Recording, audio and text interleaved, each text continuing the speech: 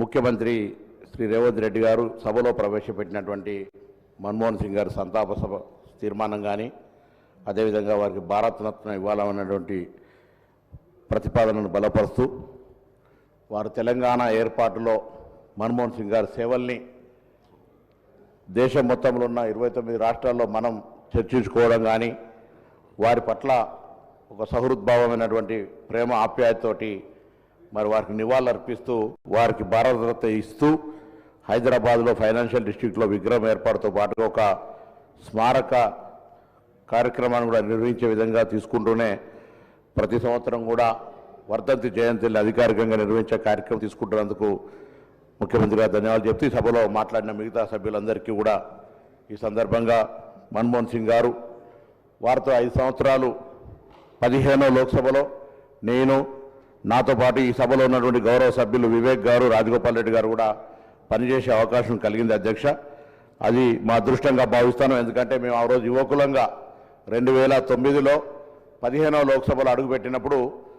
వారికి అప్పటికే మొదటి యూపీఏ 5 సంవత్సరాలు ప్రధానమంత్రిగా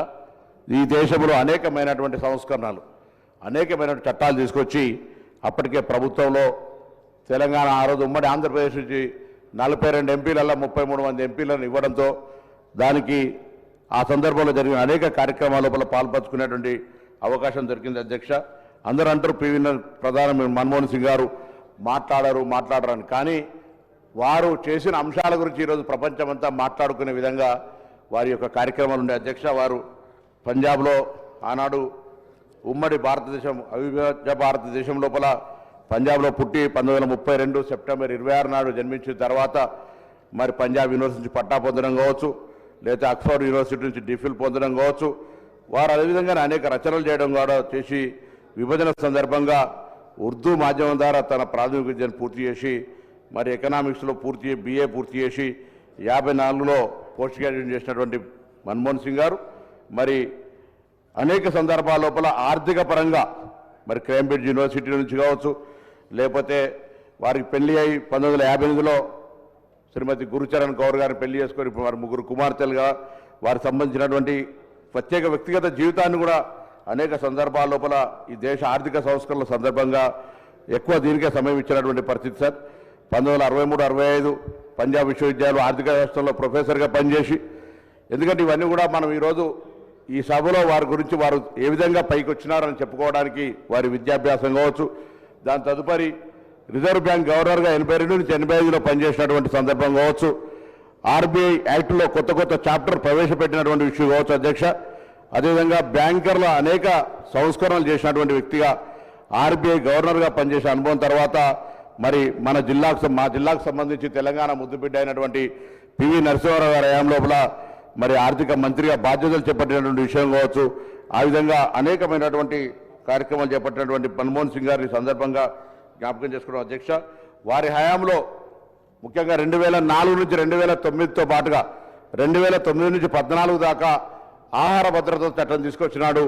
దానికి భూసేకరణ చట్టంతో పాటుగా స్ట్రీట్ వెండర్స్కు సంబంధించి కావచ్చు, అదేవిధంగా ఓబీసీ పార్లమెంటరీ కమిటీని ఏర్పాటు చేసినారు అధ్యక్ష. ఇందులో ఓబీసీ పార్లమెంటరీ కమిటీ సభ్యుడిగా, ఆహార భద్రతకు సంబంధించిన సభ్యుడిగా అనేక రకాలుగా వారితో కలిసి పనిచేసేటువంటి అవకాశం వచ్చింది. ఆ సందర్భంలో దేశం మొత్తం మోడల్ స్కూల్స్ వ్యవస్థను ఏర్పాటు చేసిన అధ్యక్ష. మన రాష్ట్రంలో ఆ రోజు 1142 మండలాలు ఉంటే 340 మోడల్ స్కూల్స్ వచ్చినాయి. ఒక్కొక్కటి 4 కోట్ల రూపాయలతోటి. నా కరీంనగర్ పార్లమెంట్ నియోజకవర్గంలో 31 మండలాలు ఉంటే 29 మోడల్ స్కూల్స్ తెచ్చుకోగలిగినాం ఆ రోజు. ఆ విధంగా మోడల్ స్కూల్స్ వ్యవస్థను వారికి అంతకుముందు పివి నరసింహారావు చెప్పినటువంటి నవోదయ విద్యాలయాలు, కేంద్రీయ విద్యాలయాలు ఏ విధంగానైతే తీసుకొచ్చినారో మరి మన్మోహన్ సింగ్ గారు హయాం లోపల మోడల్ స్కూల్స్ వచ్చి అవి జూనియర్ కాలేజ్ దాకా వచ్చి ఈరోజు విద్యకు సంబంధించి ప్రతి మండల కేంద్రంలో ఒక విద్యను అందించేటువంటి విధంగా ఎదిగినాయి అధ్యక్ష. ఇక ఆర్థిక మంత్రిగా వారు తీసుకున్నటువంటి అనేక అంశాలు తీసుకుంటే 5 సంవత్సరాలు 91 నుంచి 96 దాకా మైనార్టీలో ఉన్నటువంటి ప్రభుత్వానికి సంబంధించి మరి పివి నరసింహారావు గారి యొక్క సంస్కరణలు ఆర్థికంగా ఏ విధంగా ఉండే, భారతదేశం ఏ పరిస్థితి నుంచి ఏ పరిస్థితి దాకా తీసుకొచ్చినారు అనేటువంటి మాట ఇప్పుడున్నటువంటి సభలో ఉన్నటువంటి వక్తలు అందరూ కూడా మాట్లాడినారు. ఆ రోజు ఉన్నటువంటి పరిస్థితులలో మరి మనం వాస్తవంగా మీరు మంత్రిగా ప్రమాణ స్వీకారం చేయడానికి రావాలని పివి నరసింహారావు గారు పంపితే వారంతా సీరియస్గా తీసుకోకపోతే మరి మన్మోహన్ సింగ్ గారిని పివి నరసింహారావు గారు ఆదేశించి మంచి బట్టలు వేసుకొని మీరు ఆయనకి రావాలని చెప్తే అప్పుడు వారు ఆ ప్రధానమంత్రిగా ఆదేశాన్ని తీసుకొని మంత్రిగా ప్రమాణ స్వీకారం చేసి ఇంతకుముందు చెప్పినట్టుగా రాజకీయాలకు సంబంధం లేకున్నప్పటికీ కూడా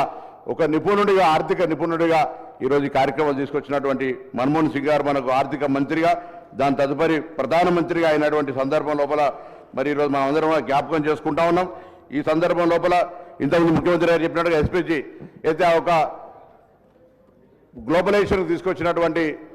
పద్ధతి ఉందో దాని ద్వారా ఈ దేశం ఇంత పెద్ద ఎత్తున మనం విస్తరించుకోగలుగుతా ఉన్నాం.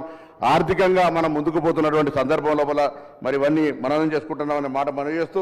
వారు అన్నిటికంటే ఎక్కువ ఉపాధి హామీ చట్టం దాంతో పాటుగా ప్రభుత్వం నిర్ణయాలకు సంబంధించి ఎవరైనా పారదర్శకంగా ఆ నిర్ణయం మీద సమాచారం తెలుసుకునేటువంటి రైట్ టు ఇన్ఫర్మేషన్ యాక్ట్ ఇది ఏ రాజకీయ నాయకుడు ఏ ప్రపంచంలో ఎవరు కూడా ధైర్యం చేయని విధంగా దాని తర్వాత సరే రాజకీయాల సంబంధం లేదు రాజకీయాలు దానికి ఏ విధంగా నీరుగార్చులు అనేటువంటి చర్చ ఇప్పుడు అవసరం లేదు కానీ ఆర్టీఐ యాక్ట్ తీసుకొచ్చి పారదర్శకతకు సంబంధించి ఒక పెద్ద గొప్ప పేరు తీసుకొచ్చుకున్న వ్యక్తి ఆ విధంగా మరి ఆర్టీఐ యాక్ట్ని తీసుకొచ్చడం అదేవిధంగా భూసేకరణకు సంబంధించి కావచ్చు లేదా ఫుడ్ ఫర్ యాక్ట్ ఆహార భద్రత కావచ్చు లేదా జాతీయ ఈ యొక్క 72,000 కోట్ల రూపాయల రుణమాఫీ ఆ రోజు 12,000 కోట్ల రూపాయలు ఆంధ్రప్రదేశ్కే మాఫీ అనే సంగతి కావచ్చు. ఆ విధంగా 1894లో అప్పటి చట్టాలను మార్చి 2013లో భూసేకరణ చట్టం కావచ్చు. ఈ విధంగా చారిత్రాత్మకంగా అనేకమైనటువంటి చట్టాలు తీసుకోవడంతో పాటుగా ప్రత్యేకంగా తెలంగాణకు సంబంధించి ఈరోజు మనం మాట్లాడుకుంటున్నటువంటి రాజధాని హైదరాబాద్ సంబంధించినటువంటితో సహా తెలంగాణ ఇవ్వడానికి వారు ఏ విధంగా సమయస్ఫూర్తి చూపెట్టి హైదరాబాద్తో సహా తెలంగాణ ఇవ్వడానికి వారు చూపెట్టినటువంటి కావచ్చు. ఆ రోజు మనకు సంబంధించిన మెట్రో రైలు కావచ్చు లేదా హైదరాబాద్లో ఉన్నటువంటి ఆనాడు ఔటర్ రింగ్ రోడ్డుకు సంబంధించి మరి ప్రపంచ బ్యాంక్ నిధులతోటి ఇవ్వడం కావచ్చు. ఈ విధంగా ఒక్కొక్క ప్రతి హైదరాబాద్ నగరానికి సంబంధించిన అభివృద్ధి విషయం లోపల కూడా తెలంగాణ అభివృద్ధికి సంబంధించిన విషయం లోపల వారు ఒక్కొక్క గొప్ప విషయం అనేది మాట సందర్భంగా మార్పు చేస్తూ మరి వ్యూహాత్మక దృక్పథం రాజకీయ ధైర్యం లేకుండా భారతదేశ అపూర్వ సహకారం సాధ్యమయ్యేది కాదని మన్మోహన్ సింగ్ గారు లేకుంటే సాధ్యమయ్యేది కాదని అమెరికా అధ్యక్షుడు జో బైడెన్ గారు అన్నారు. అదేవిధంగా భారత తన ప్రముఖ కుమారులు ఒకరిని కోల్పోయిందని ఆఫ్ఘనిస్తాన్ మాజీ అధ్యక్షుడు హమీద్ కర్నాయ్ గారు కూడా తెలిపారు. ఈ విధంగా ప్రపంచం మొత్తంగా వారి మరణం పట్ల తీవ్ర సంతాపాన్ని వ్యక్తం చేసినటువంటి సంతాపం 33 ఏళ్ళు రాజ్యసభ సభ్యుడిగా వివిధ సందర్భాల్లో భారతదేశానికి సంబంధించిన రాజకీయ జీవితాల్లో సేవ చేసినప్పుడు మొన్న కూడా 90 సంవత్సరాల వయసులో కూడా వీల్ చైర్లో వచ్చి కూడా రాజ్యసభలో ఒక సందర్భం అయితే ప్రజాస్వామ్యాన్ని కాపాడడానికి ఓటేసినటువంటి వ్యక్తి వయసుతో సంబంధం లేకుండా ఎప్పుడు ఎందుకంటే 5 సంవత్సరాలు అనేక సందర్భాల్లో తెలంగాణ ఉద్యమానికి సంబంధించి అది ఉభయ సభలను ఉద్దేశించి రాష్ట్రపతి ప్రసంగించే సభ కావచ్చు లేదా ఇంకొక సభ కావచ్చు అనేక సందర్భాల్లో తెలంగాణ కావాలని ఆనాడు పార్లమెంట్ సభ్యులందరం మరి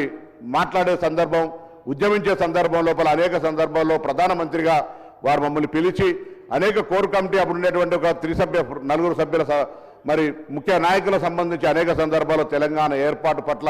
వారు ఒక సానుకూలమైన వైఖరి అవలంబించేవారు. ఆ విధంగా 5 సంవత్సరాలు మేము వారితో కలిసి వారి దగ్గర ఎందుకంటే యువకులుగా రాజకీయాల్లో ప్రజాస్వామ్య విలువల్ని ప్రజాస్వామ్యం ఏ విధంగా ఉండాలి అనేటువంటి మాటలను నేర్చుకోవడం కాకుండా ప్రజా సమస్యలను ఏ విధంగా మాట్లాడాలి ప్రజా సమస్యలకు ఏ విధంగా ఇది అత్యున్నతమైనటువంటి పార్లమెంటు వేదికను ఏ విధంగా వినియోగించుకోవాలనేటువంటి మార్గదర్శకత్వం చేసినటువంటి వ్యక్తి అనే మాట సందర్భంగా మనం చేస్తాం. అధ్యక్ష వారు ప్రధానమంత్రి గారు పివి నరసింహారావు గారు ఉన్నప్పుడు ఆ యొక్క గ్రామం వంగరకు ప్రాతినిధ్యం వహిస్తారని చెప్పినప్పుడు తప్పకుండా ఈ ప్రాంతం అభివృద్ధి కావాలనే ఆలోచనతో కూడా అనేక సందర్భాల్లో సహకారం ఉండేటువంటి వారు ఆశీర్వచనంతో జిల్లాలో కరీంనగర్తో పాటుగా సిరిసిల్లలో 2 కేంద్రీయ విద్యాలయాలు తెచ్చుకోగలిగాం. అదేవిధంగా అనేక కార్యక్రమాలు మరి ప్రత్యేకించి నియోజకవర్గమే కాదు తెలంగాణ అభివృద్ధికి కూడా ఆ రోజు పార్లమెంట్ ఎంపీల కన్వీనర్గా ఉండి అందరం కూడా కలిసి తెలంగాణ ప్రయోజనాలకు సంబంధించి అనేక కార్యక్రమాలు తీసుకొచ్చేవారు. సరే జైపాల్ రెడ్డి గారు లేరు మధ్యలో జైపాల్ రెడ్డి గారు కానీ ఆనాడు తెలంగాణ నుంచి ప్రాతినిధ్యం వహిస్తున్న మంత్రులు కానీ సహచర పార్లమెంట్ సభ్యులు కానీ అందరూ కూడా మరి మన్మోహన్ సింగ్ గారితో తెలంగాణ ప్రయోజనాలకు సంబంధించి అనేక సందర్భాల్లో చర్చ చేసినారు. అధ్యక్ష ఏది ఏమైనా దయచేసి ఇలా ఈ సందర్భంగా రాజకీయాలు మాట్లాడడం కొద్దిగా బాధ కలిగించింది. రాజకీయాలకు సంబంధం అంటే ఇలా ఒక మాట వాళ్ళకు జవాబు చెప్పేటువంటి ఒక చిన్న వర్గం మాత్రమే సంస్కారం లేక నమస్కారం చేస్తే ప్రతి నమస్కారం చేయని వాళ్ళు కూడా ఉన్నటువంటి వాళ్ళు ఇలా మన్మోహన్ సింగ్ లాంటి వ్యక్తి గురించి మాట్లాడుతుంటే తప్పనిపిస్తుంది సార్. మన్మోహన్ సింగ్ గారు ఇంకే సందర్భమైనా కూడా దయచేసి మన్మోహన్ సింగ్ గారికి సంబంధించి సంతాప సభ సంతాప తీర్మానం పెట్టుకొని వారిని గౌరవిస్తూ ఈ సభ తెలంగాణ రాష్ట్ర ఏర్పాటులో వారికి పాత్రను వారి యొక్క చొరవ వారు ఆ రోజు రాజ్యసభలో బిల్ పాస్ కాకుండా ఉంటుంటే వెంకయ్య నాయుడు గారిని అదేవిధంగా అద్వానీ గారిని బ్రేక్ఫాస్ట్కి పిలిచి ఈ తెలంగాణ బిల్లు ఏర్పాటు ఆవశ్యకత ఉన్నది, రాజ్యాంగ సవరణలు చేస్తే తిరిగి పార్లమెంటుకు పంపాల్సి వస్తుంది, ఇబ్బంది అవుతుందని చర్చల ద్వారా పోయి పార్లమెంటులో ఒక ప్రకటన చేసి తెలంగాణ ఏర్పాటు కొరకు ఒక బాధ్యత నిర్వహించినటువంటి వ్యక్తి సందర్భంగా మనం జ్ఞాపకం చేసుకోవాలి. అటువంటి వ్యక్తికి సంబంధించిన రాజకీయాలు ఎన్నెన్నో ఉండొచ్చు, దీని తదుపరి మళ్ళీ అనేక రకాలుగా రాజకీయ ఫోరాలలో మాట్లాడుకుంటాం కావచ్చు. కానీ ఇవాళ తెలంగాణ ఏర్పాటుకు సంబంధించి ఆనాడు ప్రధానమంత్రిగా ఒకవేళ తను సముఖంగా లేనట్టయితే తెలంగాణ రాష్ట్రం ఏర్పడేది కాదు అనే అంశాన్ని మనందరం కూడా మరవద్దు అనే మాట సందర్భంగా మనం చేస్తూ తప్పకుండా తెలంగాణ ఏర్పాటుకు సంబంధించినటువంటి బాధ్యత కావచ్చు లేదా ప్రధానమంత్రి మన్మోహన్ సింగ్ గారు మౌనంగా ఉంటూనే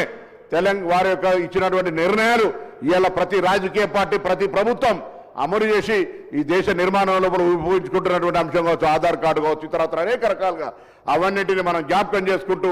ఈ సభ ద్వారా వారితోటి 5 సంవత్సరాలు కలిసి పనిచేసినటువంటి అనుభవం దృష్టిలో ఉంచుకొని వారికి హృదయపూర్వకంగా నివాళులు అర్పిస్తూ వారి కుటుంబ సభ్యులందరికీ కూడా సంతాపాన్ని తెలియజేస్తూ మరి గౌరవ ముఖ్యమంత్రి గారు సభానాయకుడిగా ప్రవేశపెట్టినటువంటి తీర్మానాన్ని ఆమోదిస్తూ మిగతా సభ్యుల సూచనలన్నీ కూడా పరిగణలోకి తీసుకొని వారి ఘనంగా ఈ సభ నివాళులు అర్పిస్తుందనే మాట మనం చేస్తూ సెలవు తీసుకుంటున్నాం అధ్యక్ష.